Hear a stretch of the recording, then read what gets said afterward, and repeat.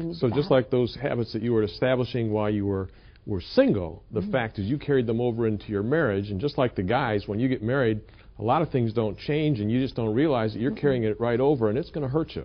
Right. And if I hadn't married a man of such integrity who would, tell me that these things are wrong and help me understand why this is poisoning our marriage rather than sparking, intimacy and excitement in our marriage, I probably would still be on that path. So I'm just very, very thankful that there are some men out there who are pursuing a lifestyle of sexual integrity. And as women, I think that we need to humble ourselves and acknowledge we have a lot to learn from these men. Steve? Well, for a young woman, to me, the sad thing would be is if you only experienced the counterfeit of the real thing that God wants for your life. And, I was looking into why wax museums succeed in turning, people into candles and stuff. And the reason a person will go to a wax museum is that if you can't experience the real thing, you will seek out the perfect counterfeit and find some satisfaction in the presence of an exact replica or duplicate.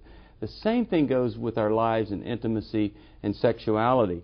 And many times, a woman wanting to be connected, wanting to feel loved and sought after and appreciated, but nurtured and loved, she will have sex, or she'll succumb to some of the things society says is part of being a new woman, and she'll miss a true connection outside of sexuality. And when you get married, the chemicals die. You eventually come to a reality point where it's just you and this other person without the chemicals and the fireworks going off in the brain.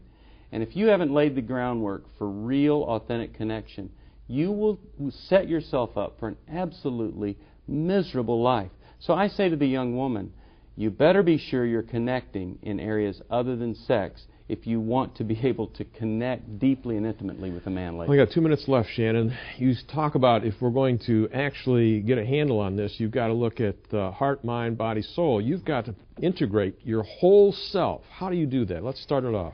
Well, John, if you could imagine if someone was chasing you with the intent to do you harm and you decided you were going to take refuge in a 4-door car, how many doors would you lock? Would you only lock 1 or 2 or how about 3? Because 3 out of 4 isn't bad, right?